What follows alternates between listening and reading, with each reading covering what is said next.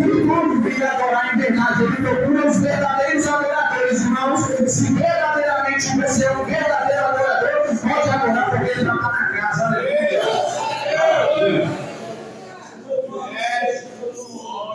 É interessante esse texto porque a Bíblia vai nos dizer que Jesus ele está em Cafarnaum. E o que é interessante é que o quartel-general do nosso mestre Jesus, ele foi por muito tempo em Cafarnaum. Cafarnaum foi uma cidade a qual Jesus pregou diversas vezes. E nessa mesma cidade foi a cidade a qual ele operou diversos milagres, sinais e maravilhas. O que é interessante é que antes mesmo de Jesus pisar em Cafarnaum, a Bíblia vai usar o profeta Isaías dizendo que ele ia entrar na cidade a qual havia trevas e escuridão. E quando ele pisasse nessa cidade, verdadeiramente a luz, que não é a luz do homem, não é a luz do refletor, não é o holofote, mas é a luz do Senhor, é a luz, aleluia, é a luz da eternidade que pisou aonde havia a escuridão. O que é interessante, quando Isaías já vem profetizando, antes mesmo de tudo acontecer, é a revelação da vinda do nosso mestre. O que é interessante para a glória de Deus é que Jesus, para a glória de Deus, ele está em Cafarnaum. Depois, e é interessante que em Cafarnaum, a qual ele chama a grande parte dos seus discípulos, em Cafarnaum, a qual ele vai chamar Pedro, em Cafarnaum, a qual ele vai chamar André, em Cafarnaum, a qual ele vai chamar alguns discípulos, e é naquela cidade onde Jesus exatamente, ele fica por um bom tempo, porque naquela cidade era uma cidade do comércio naquele período, ele era bem movimentado, então Jesus aproveita que a cidade é movimentada e ali ele estabelece o quartel-general da palavra, porque no tempo a qual os sacerdotes deveriam servir ao Senhor com santidade, com integridade, eles já não faziam mais isso, e o povo agora vivia a escuridão. O que é interessante é que nós estamos falando de escuridão, sendo que havia um tempo a qual foi instituído por Deus, o tempo a qual o Senhor mostrou para Moisés no Sinai, o Senhor deu a arquitetura do templo para Moisés, e o templo veio construído. Sabe-se que ao longo do tempo, o templo veio passando por nova criação e reforma, porque quando Nabucodonosor invade Jerusalém, ele também despedaça tudo, ele atira tudo, e é interessante que o texto vai dizer que a glória desta última casa, ela será maior do que a primeira. Eu já tenho graça que ele veio adorar. A glória desta última casa, aleluia, ela será maior. Ela será muito maior do que a da primeira, aleluia. Ele não está falando de ornamentação do templo, ele não está falando de vestimenta, ele não está falando de condição monetária, ele não está falando de casa, de carro, mas ele está falando que a glória do, aleluia, a glória do templo, a glória da segunda casa. E como será a manifestação dessa glória, pastor? É para quem ora, é para quem busca, é para quem é um jejum, é para quem é um mistério, é para quem é oração, é para quem desce na madrugada, é para quem ainda ajuda de noite, aleluia, é para quem verdadeiramente agora ele espírito é verdade, será que já tem adorador na casa? Que vem adorar.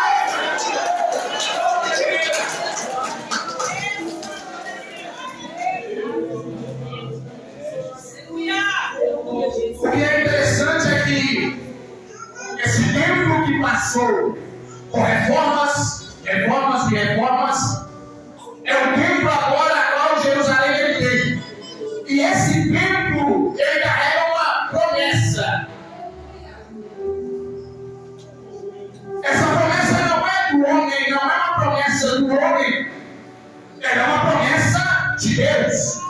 E essa promessa é o quê? A glória desta última casa será maior do que a da primeira. E quem é o responsável pela manifestação dessa glória? O sacerdote. É como foi ministrado no dia de ontem, aonde nós adoramos a Deus, acerca da arca que simboliza a presença. E o que é interessante é que quem carrega a presença já carrega consigo os elementos. Ele já carrega a provisão, que é o pão, aleluia, o maná que desceu do céu, aleluia.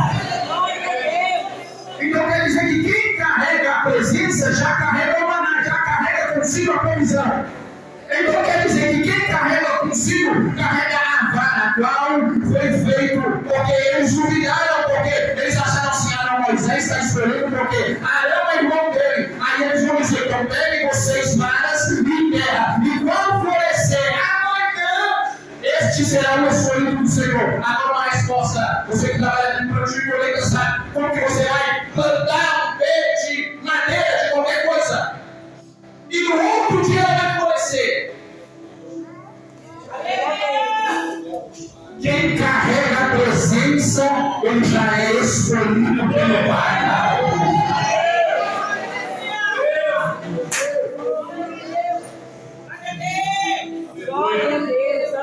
E quem carrega a presença, simbolizada pela arca de hoje, na representação da pessoa do Espírito Santo de Deus, ele carrega consigo a palavra do Senhor. Ele já carrega consigo o mandamento, que é a palavra da verdade.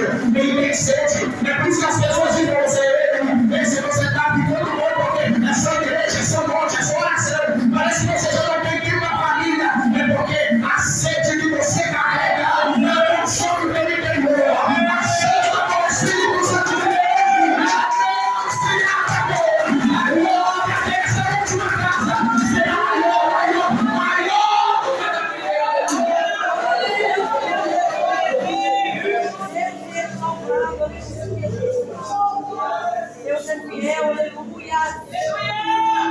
Pastor, então quer dizer que quem carrega a presença já carrega, irmãos.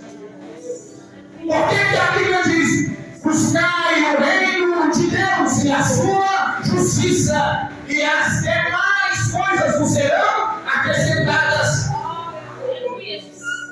Não está buscai as coisas terrenas, mas está buscai as coisas de Deus.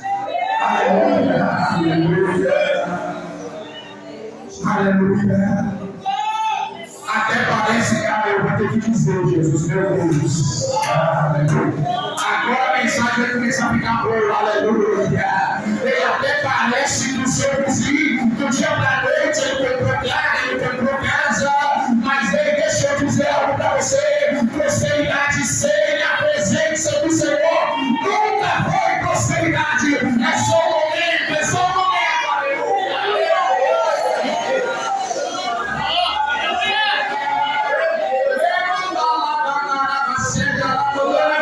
De repente você está olhando, sabe por quê? De repente ele está com algo novo, mas de repente ele está chegando, ele está em casa de agora. Eu vou ter que dizer: eita Jesus, de repente você não sabe o que ele está fazendo. É por isso que o Senhor está dizendo: a bênção que eu te entrego, ela é duradoura. A bênção que eu coloco sobre a tua vida, eu garanto, aleluia.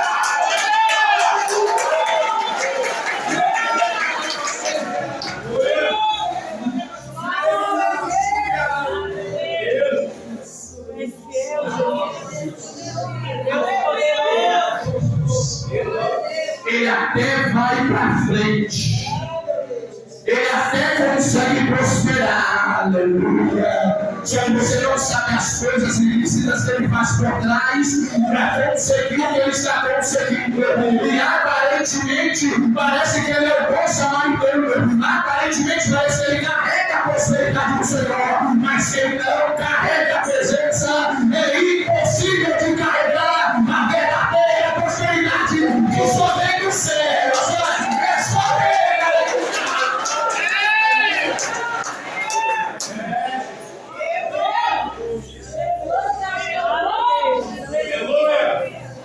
Às vezes nós atribuímos dor aonde verdadeiramente não tem dor, mas é porque Deus ele não fez a minha vontade. E se eu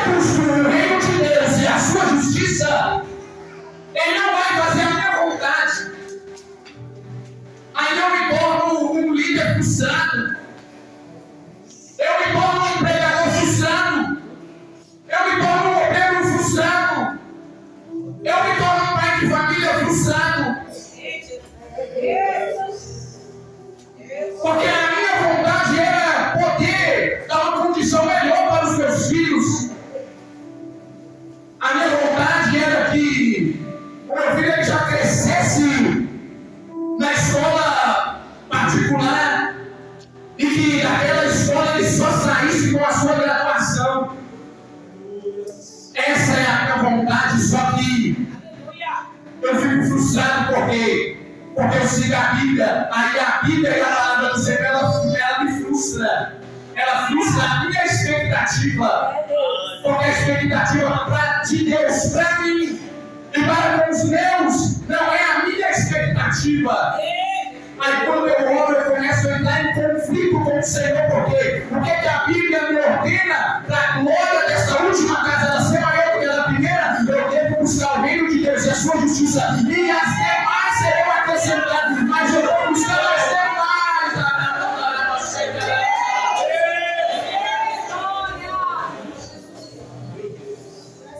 E eu quero viver a totalidade da glória, mas eu só oro pelas demais. Eu só apresento as demais coisas. Eu só busco as demais coisas.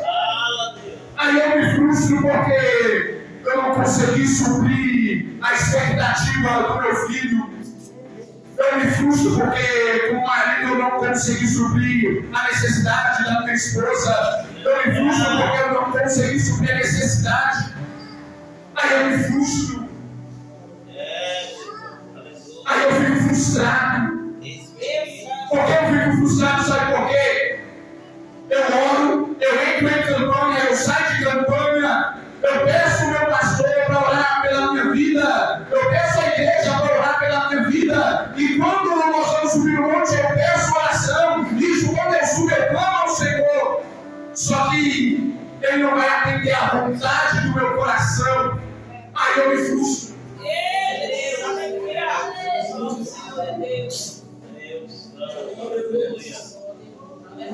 Aí você começa a perceber que quando nós começamos a alinhar a vontade do Senhor, aleluia, e a vontade do Senhor, ela começa a ter mais força dentro da minha vida do que a minha própria vontade, do que o meu próprio querer, daquilo que eu quero para mim mesmo. Aí eu começo a buscar as coisas do céu, eu começo a buscar as coisas do reino, eu começo a buscar aquilo que é da vontade do Senhor. Aí a glória começa a se manifestar. Aí já tem alguém que começa a levantar a mão. Aí já tem alguém que vem trazer glória nesse dia. Ele começa a orar porque ele trabalha na tua vida, ele trabalha na tua casa, ele trabalha na tua família, ele trabalha no teu ministério. Porque tu carrega uma promessa, e a promessa é a glória dessa última casa. Ela vai ser maior, maior, maior, maior. Ele vai receber isso aqui.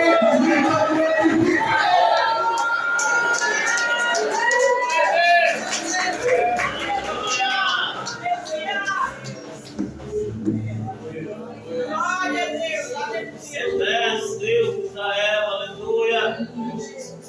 Oh, glória. Aleluia. Eu estou vendo o texto, irmãos. Eu estou vendo o tema. O que é interessante é que o templo é a instituição a qual Deus revelou.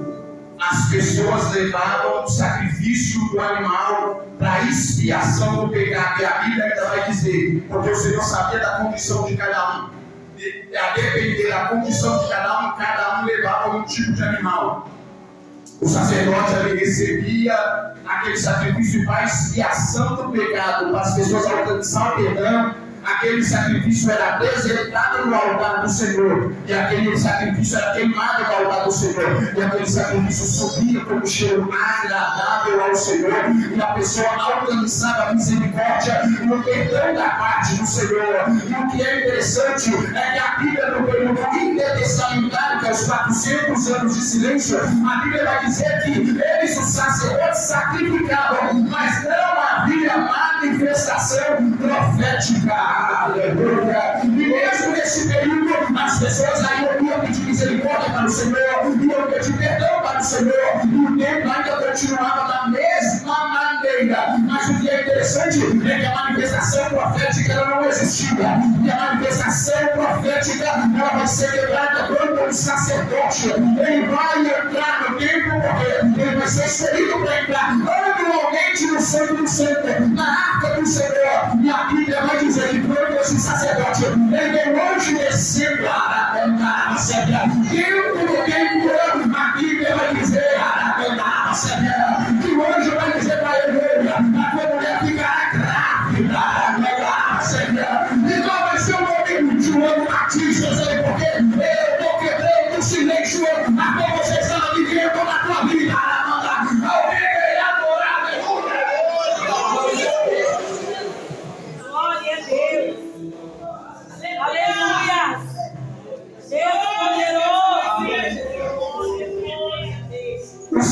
silêncio é quebrado, mas ele não pode falar para ninguém, porque só revelou. O silêncio verdadeiramente vai ser quebrado por João o Batista, porque este da linhagem sacerdotal poderia fazer a escola sacerdotal, ele ia dar sequência no seu ministério de sacerdote, só que o Senhor chamou ele como profeta.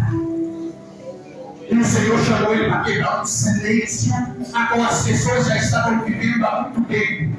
E o que é interessante é que este mesmo João o Batista é o mesmo que vai preparar o caminho para Jesus. É ele que vai preparar todas as coisas. E o que é interessante é que ele já não compactuava mais com aquilo que era feito no templo. Sabe por quê? O templo agora havia se corrompido. A glória já não se manifestava mais. A glória não descia mais. O sacrifício do povo já não era mais recebido. Sabe por quê? Os sacerdotes já não estavam mais preocupados em adorar em espírito e em adorar em verdade, mas eles estavam preocupados em fazer de qualquer maneira e fazer de qualquer jeito. Aí o Senhor vai dizer: eu levantarei o João, e através do João virá Jesus, e através de Jesus o povo verdadeiramente vai entender que eu ainda amo eles, e eles sacrificam pelas almas. Aleluia!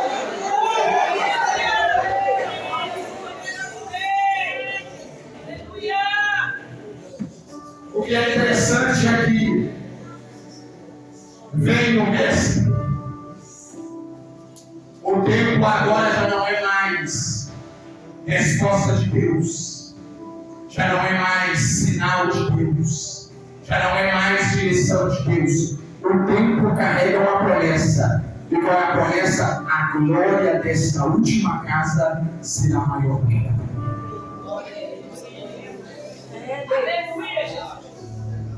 E o que é interessante é que esse tempo já não opera mais segundo a vontade e o querer do Senhor. O mestre, quando ele chega no Jordão, a Bíblia vai dizer que João se opunha a batizá-lo. Mas o mesmo João que se opunha a batizar o mestre, porque ele vai dizer: eu que careço ser batizado por ti, e vem tu a mim. É o mesmo João a qual pregou: eu batizo vocês com água, mas vai vir após mim que batiza vocês com o Espírito Santo de Deus.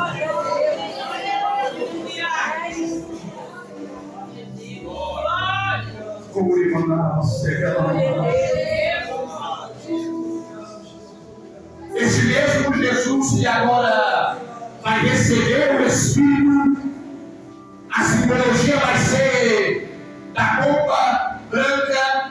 O que é interessante é que alguns vão ouvir a voz do mestre, outros vão ouvir a voz de um raio, outros ouviram: este é o meu filho amado em quem me comprazo. Eu sou. Agora, verdadeiramente, o ministério onde Jesus ele dá-se início. E Jesus agora ele chama os seus discípulos em Cafarnaum. E a Bíblia agora vai dizer que quando ele chama esses discípulos, a Bíblia vai dizer que em Cafarnaum, como eu disse no início da mensagem, é um dos quartéis-general de Jesus a pregoar a palavra de Deus. O que é interessante é que em Cafarnaum é onde, depois de ele operar tantos sinais, tantos milagres, tantas maravilhas, depois do sermão, conhecido como sermão da bem-aventurança, a Bíblia vai dizer que Jesus agora é convidado a ir na casa da sogra de Pedro. E a Bíblia vai dizer que agora Jesus opera um milagre curando aquela mulher. E a Bíblia vai dizer que as pessoas sabiam que Jesus ali estava e começaram a trazer aleijados, começaram a trazer coxo, começaram a trazer diversas pessoas em diversas dificuldades. E a Bíblia começa a dizer que Jesus ele começa a operar sinais, milagres e maravilhas. E agora as multidões saem de todas as regiões e começam a chegar até Jesus, porque eles querem libertação, eles querem cura, eles querem livramento, eles querem a direção, eles querem a palavra. Eles começam a entender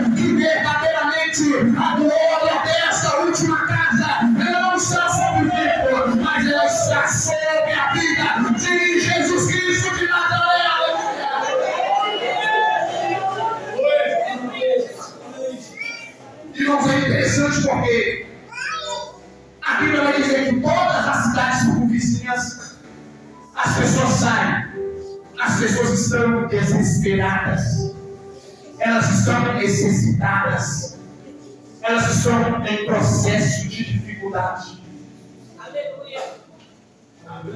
E diversas vezes, aleluia, diversas vezes nós também estamos vivendo situações adversas, situações difíceis, tempos difíceis.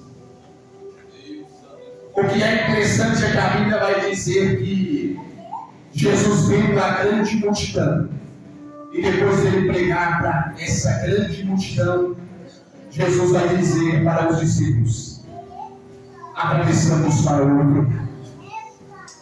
É aí que entramos no tema central. A Bíblia vai dizer que Jesus ele está no mar.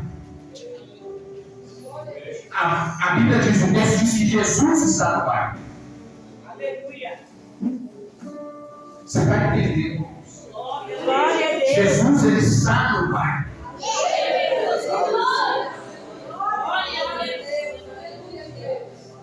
Você vai entender que Jesus está no mar. Só que tem um detalhe aqui. O primeiro texto, verso de número 23. Jesus entrou no barco e os seus discípulos logo o seguiram. E eis que levantou-se no mar uma grande tempestade, de modo que as ondas cobriam o barco. Jesus, porém, estava dormindo. Jesus entrou no barco, os discípulos seguem o mestre, e todos agora estão dentro do barco. Agora, olha o que foi introduzido. Jesus curou a sogra de Pedro, Jesus curou pessoas a qual chegaram ali, e toda uma multidão, Jesus ainda pregou para elas. E agora, quando Jesus ele sabe que ele tem uma missão, e Jesus aproveita esse período para o quê? Descansar. E quando Jesus está descansando, a tempestade veio no mar, e a tempestade agora começa a assolar o barco. Só que tem um detalhe aqui, irmãos. Todos estão debaixo de obediência. Aleluia. Aleluia. Glória a Deus. Aleluia. Deus poderoso. Tem tempestade. Eu vou ter que dizer isso aqui, Jesus. Aleluia. Eu vou ter que dizer isso aqui. É estranho, irmãos. Aleluia. Tem tempestade que vem. E o próprio mestre está dentro do barco, porque estamos debaixo da direção, estamos debaixo do envio. Se o líder me enviar, se ele me enviar, ele vai dizer: meu filho, meu filho, você está com a bênção. Eu trago a bênção do meu líder, do meu pastor presidente. Eu trago a bênção dele, eu estou debaixo da bênção dele. Agora imagina se o meu líder fala assim: meu filho, hoje eu não consigo te liberar. Se de repente ele não consegue me liberar, mas ele não sabe por quê. Eu moro em Pirapora, ele nem vai ficar sabendo que eu estou indo. Ele nem vai saber que eu vou, mas ele é meu líder. Ele é a autoridade constituída por Deus sobre a minha vida. Mas ele não vai ficar sabendo. Eu vou mesmo assim. Eu vou e de repente eu vou lá e Deus vai falar. Até Deus vai falar. Sabe por quê? É porque tem alguém que chegou sedento, precisando de ouvir a voz do mestre. Aleluia! Só que o negócio não é com a igreja, o negócio é comigo, porque eu estou em desobediência. Eu não sou como os discípulos que Jesus está no barco. A tempestade ela vem sobre a minha vida, por quê? Eu não estou em obediência. Jesus. Meu Deus, irmãos. É forte, Deus. Aleluia. Meu Deus. Tem tempestade que ela vem sobre a minha vida, sabe por quê? Eu não sou submisso à autoridade constituída por Deus sobre a minha vida. Eu acho que ele não tem visão suficiente. Eu tenho que dizer isso aqui. Eu acho que ele não é preparado o suficiente para me liderar, sabe por quê? É porque Deus me deu dom, é porque Deus me deu autoridade. Independente do que Deus deu sobre a minha vida, eu estou debaixo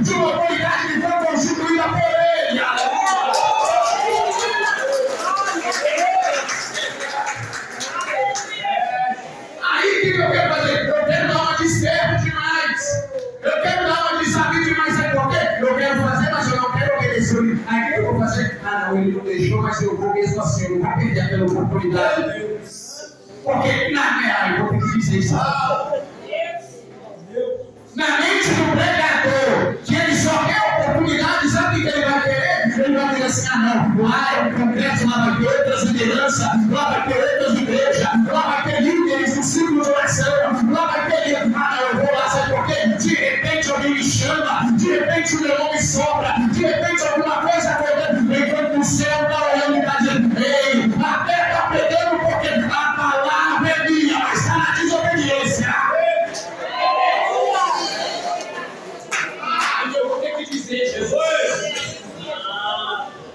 Isso é porque eu não me corrompi, irmão. Se eu tivesse me corrompido, de certo eu não estaria alertando você. Aleluia. Glória a Deus. A palavra é entender. Aí eu não quero fazer porque não é porque eu acho que o líder não está preparado, ele não tem visão. Se Deus me liberou para o impio, de fato eu tenho que ser há um tempo determinado para todas as coisas. Ei, acalma, varão, acalma, varão. O Senhor está abrindo a porta para você. E a porta que ele abre, ninguém fecha. E a porta que ele fecha, ninguém abre.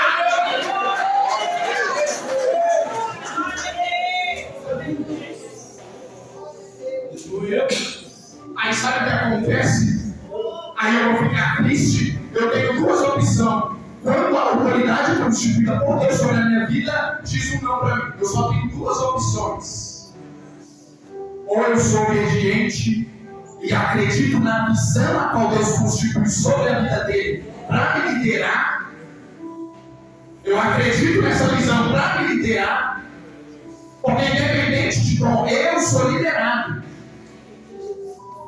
Dom é serviço para a igreja. Aí o que vai acontecer? Ou eu acredito na visão, ou então eu desobedeço a visão a qual Deus deu para ele. Eu tenho duas opções. Ou eu tenho. Amém. Infelizmente seria um pouco, né? Já que eu não posso pregar, eu posso pelo menos ir lá congregar, eu posso ir lá cultuar. Isso é humildade, é visão de reino, é visão de unidade. Agora, quando eu não obedeço, o que eu vou fazer? Ah, não, eu vou lá mesmo assim. Aí as pessoas só vão olhar, mas sabe qual que é o problema dos dias atuais? É a falta da manifestação da glória do Senhor. Ela virou escassa nesses últimos dias. Aí nós ficamos correndo atrás de palavras. Irmãos, não tem ninguém que acredita mais no ministério profético do que eu. Eu acredito em profecia. E se Deus me entregar, eu entrego mesmo. Só que nós estamos vivendo um tempo de crise. Sabe por quê? A pessoa ela vem para receber a profecia, mas ela já não quer mais receber a palavra.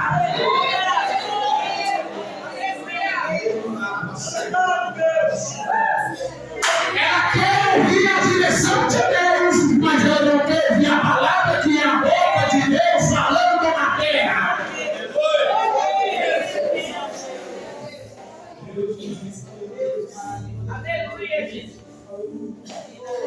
Você está entendendo que é mais sobre nós, diz muito sobre nós, do que de fato sobre ele preparado de falar, ou sobre a manifestação dele preparado de acontecer.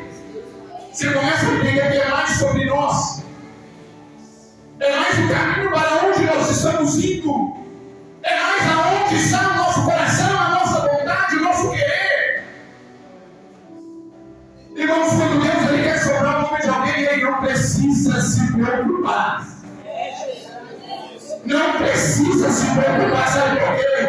Perante a seara e poucos são ceifeiros. E de fato, quando ele abre a porta, ele abre a porta e não tem fofoqueiro que te para. Ele caluniador que te para. Não tem mentiroso que calunia contra ele.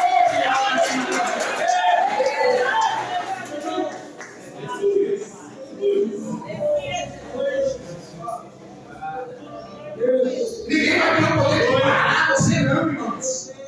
Ninguém vai ter o poder de parar aquilo que Deus colocou sobre a tua vida. Mas, Senhor, é que eu quero receber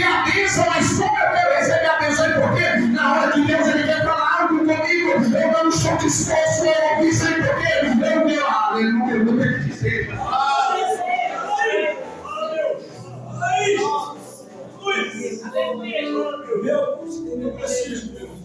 Aleluia. É como meu filho, irmãos. Eu sei que ele não está preparado, eu sei que não é o momento. Eu sei que tem algo melhor para acontecer, tem algo melhor para ele receber, mas ele não quer esperar, porque ele quer viver só o agora.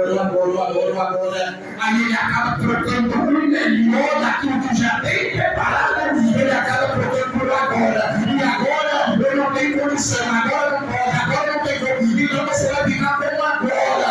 Aí eu acabo perdendo aquilo que ele tem para fazer sobre a minha vida. Eu acabo perdendo aquilo que ele vai fazer sobre a minha vida. Eu cheguei, ele está dizendo, eu estou acordando da tempestade nessa noite. Eu estou acordando.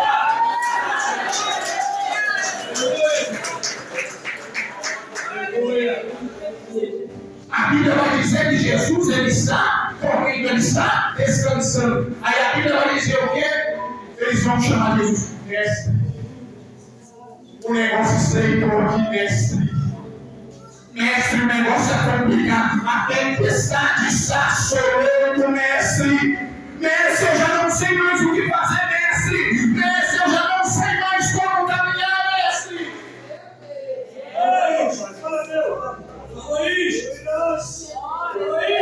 É um grito de angústia que só você conhece a dor. Até quem está do seu lado diz, não, mas isso aí não é nada. Eu não sei por que você está sofrendo tanto assim. Ele não entende o nível da tua dor, ele não entende o nível da chamada, ele não entende o preço a qual você tem pagado pela obra, ele não consegue compreender aquilo que Deus está fazendo na tua vida, ele não sabe a dor do aperto, a dor da chamada.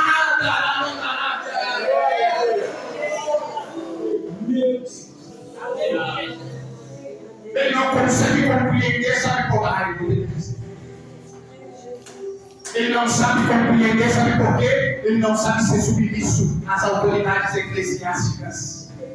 Aí o que acontece? Como ele não é submisso, então ele não tem temor da mão do Senhor. Aí sabe o que acontece? Ele não tem temor à tempestade. E toda tempestade que vem sobre a sua vida, sabe o que acontece? Ele diz que aquilo ali não é isso tudo que você está imaginando. Sabe por quê?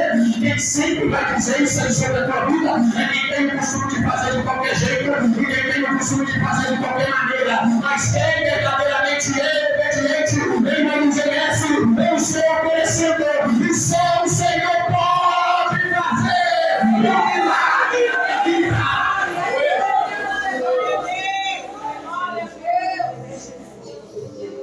De repente você está esperando só um milagre. De repente você está esperando só a oportunidade.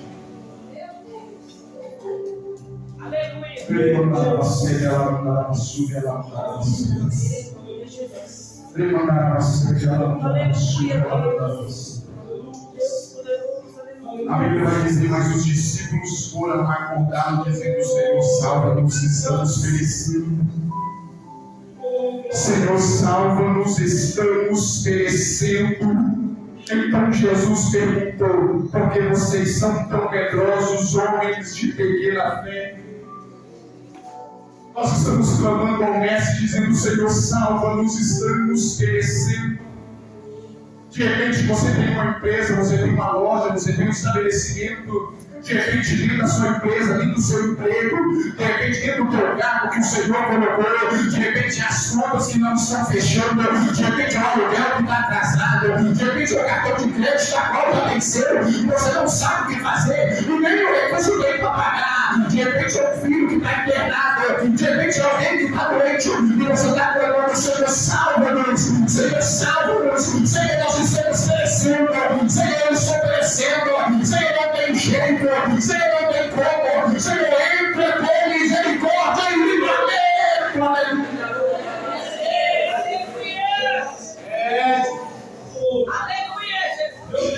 Aí o Senhor ele pergunta para nós, você pergunta, porque nós somos tão medrosos, homens de pequena fé? Por que nós estamos com medo? Você já começou a entender que o medo, ele é o que o adversário precisa para nos parar. O medo é o que o adversário precisa para nos parar. A dúvida e o medo é o combustível que nos para. A dúvida, o medo, a incerteza. Eu fico pensando, eu tomo uma decisão, eu não sei se Deus está comigo, eu não sei se Deus vai fazer, eu não sei como é que Deus. Toda decisão que vai mudar a história da tua vida, isso aqui, irmãos, é pela fé. Toda decisão que vai mudar a história da tua vida, ela vai virar dentro do seu medo, ao ponto de você falar assim: será que eu vou estar? Será que eu tenho condição para tudo isso? Será que verdadeiramente eu tenho capacidade para suportar tudo isso que Deus vai fazer? Na hora que você tomar uma decisão que vai mudar a história da tua vida, o medo ele vai vir sobre a tua vida. A dúvida vai vir sobre a tua vida. Na hora que a decisão é para mudar a tua vida de uma vez por todas, aí nós vamos falar: Senhor, eu tenho medo, eu travei. E se não me deu obediente? E o que é obediente, ele vai dizer: Senhor, me direciona, me dá um sinal. Me dá um sinal de que verdadeiramente o Senhor está nesse negócio. Me dá um sinal de que verdadeiramente o Senhor está nesse negócio. Me dá um sinal para me assinar esse contrato. Me dá um sinal para me abrir esse negócio, meu Pai. Me dá um sinal para me fazer, Senhor. Eu só estou esperando a tua resposta.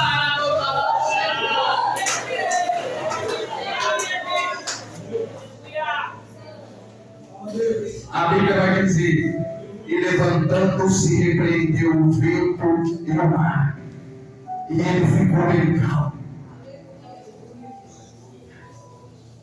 Tu veio aqui, aí tu chegou aqui debaixo de uma tempestade violenta. Tu chegou aqui, você não sabe nem a hora que o teu filho vai voltar para casa. Tu chegou aqui e eu vou dizer: tu até veio para a igreja e ele foi pro bar. Tu veio para a igreja e ele foi beber. Meu Deus, e aí, Jesus? Meu Deus. Aí você sempre se pergunta: Senhor, até quando? Eu saía junto com a minha mãe. Eu saía e minha mãe saía no mesmo horário. Minha mãe saía por volta de 6h40 até 7 da noite. Minha mãe saía pela mesma porta e eu saía pela mesma. Eu ia com a minha mãe até o ponto de ônibus. Aí minha mãe sempre me perguntava: não vai hoje para a igreja, não, meu filho? Aí eu dizia assim: não, hoje não, hoje eu vou encontrar meus amigos. Ela entrava dentro do ônibus e ia para a igreja. E eu ia para a esquina sempre para fazer aquilo que não era da vontade do Senhor, que não era do querer do Senhor. E de repente você vive um cenário na qual você sai de casa e de repente alguém vai fazer o que não é da vontade do Senhor, e você vai fazer a vontade do Senhor. E nessa noite o Senhor está dizendo: acalma-te o teu coração. Eu estou acalmando a tempestade dentro da tua casa.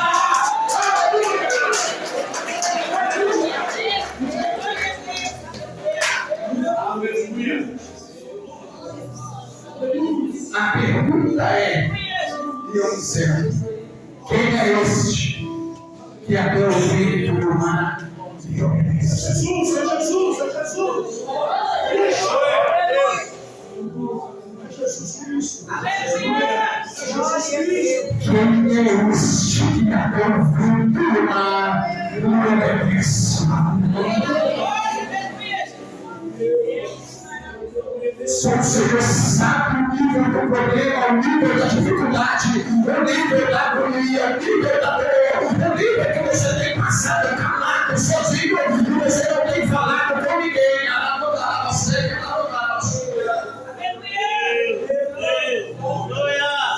Fala aí. Irmãos, Fala, Jesus, para nós ouvir. uma das últimas vezes a qual minha mãe ia, irmãos, o mundo me deu tudo, só que eu entendi que eu não tinha nada. Eu tinha carro, eu tinha moto, na hora que eu perdi tudo, aí eu não tinha nada. Aí, em vez de eu valorizar quem me ajudava, eu valorizava quem não tinha valor. Aí minha mãe ia interceder pela minha vida e eu ia para a esquina, atrás de amizade. Mas sabe o que é interessante? É que a mesma mensagem, a mesma mensagem mensagem. Minha mãe fazia campanhas e campanhas, campanhas e campanhas. E tinha a oração. Ela ia levar o meu nome. Eu vou levar o nome do Felipe para orar. Eu vou levar o nome do Felipe para orar. Eu vou levar o nome do Felipe para orar. Eu vou levar o nome do Felipe para orar. Aleluia. Eu vou buscar pela vida dele, Senhor. Tenha misericórdia da vida dele, Senhor. Naquelas esquinas. Senhor, dá livramento para ele em cima daquela moto. Senhor, dá livramento para ele dentro daquele carro. Senhor, dá livramento para ele com aquelas amizades. Senhor, dá livramento para ele com aquele relacionamento. Senhor, dá livramento para ele aonde ele estiver. Essa é a oração sobre a minha vida. Só que uma hora Deus ia acalmar essa tempestade. Minha mãe vai para receber a oração. Não era a oração, era os pedidos que eram colocados sobre o altar. Eita, Deus está falando aí. Os pedidos de oração eram colocados sobre o altar. E os sacerdotes, eles iam no monte orar pelas vidas, orar pelas pessoas. Aí minha mãe vinha com o meu nome e ela estava na fila. E sobre o altar, tinha a palavra de Deus no altar, tinha a resposta de Deus. E o altar era o dia do altar trazer a resposta sobre a minha casa.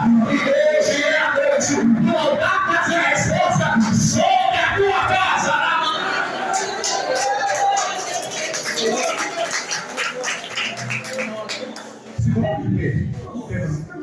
Minha vida pregar. Olha que interessante. Minha mãe vinha na fila. Minha mãe vinha na fila antes dela colocar o meu nome sobre o altar. Antes dela colocar o meu nome sobre o altar. Para pedir oração sobre a minha vida. Antes dela colocar o meu nome sobre o altar. Aleluia. O Espírito Santo de Deus, irmãos, altar que tem profeta, o Senhor se revela. Altar que tem profeta e profetiza do Senhor, é altar que tem a direção do céu. Aleluia. É altar que acalma o mar, acalma a tempestade.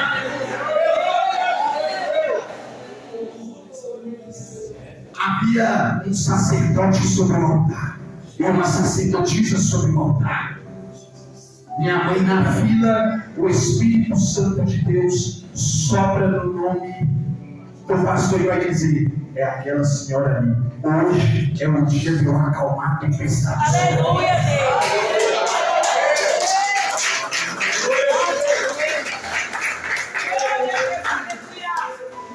O Espírito Santo de Deus vai dizer assim: diga para aquela serva, ela hoje veio me adorar, o filho dela foi para a esquina, mas hoje diz para ela: eu estou acalmando a tempestade na vida dela, eu estou acalmando a tempestade na vida dela, eu estou acalmando, aleluia!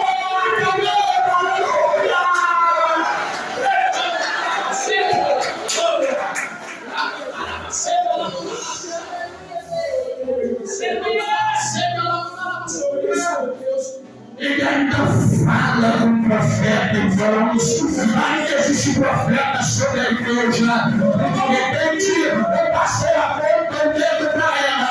E o pastor começa a dizer: quem vai receber isso aqui? Quem vai receber? Lá, você,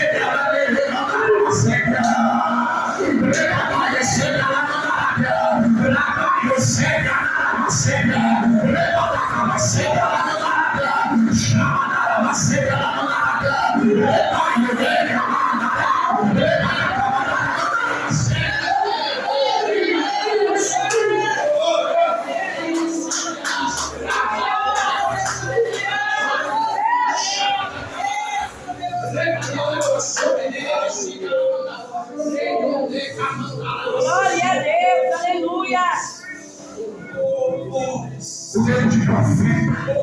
Quem vai receber isso aqui? Mas quem vai receber isso aqui? O Espírito, ele pegou a vida dos sacerdotes sem altar. O sacerdote, ele começou a dizer: ele pegou a casa.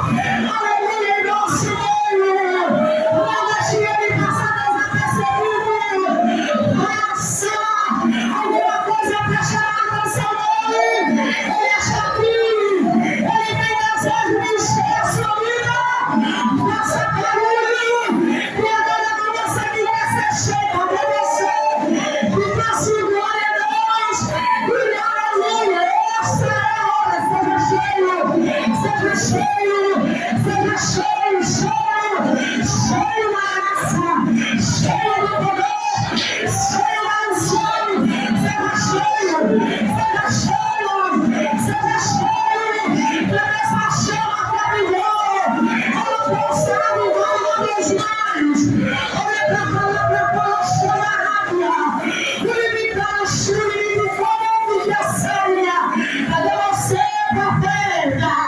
Cadê você,